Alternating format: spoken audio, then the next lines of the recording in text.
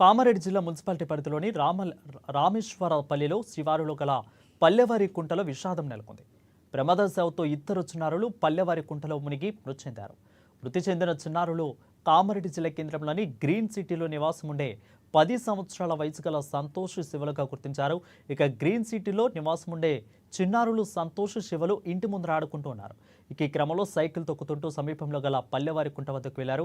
ప్రమాదవశాత్తు కుంటలో పడి సంతోష్ శివాలు మృతి చెందారు.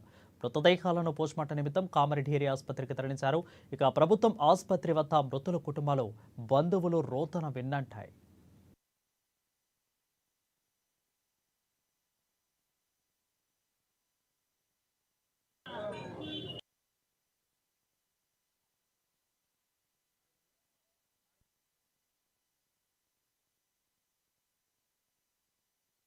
సాయంత్రం 4 గంటలకు స్కూల్ నుంచి వచ్చి దగ్గరలో ఉన్న చెరువు రమేశ్వరం చెరువులో ఆడుకోనికి పోయి అల్ల పడిపోయి ఇద్దరు పిల్లలు అక్కడక్కడే చనిపోయారు.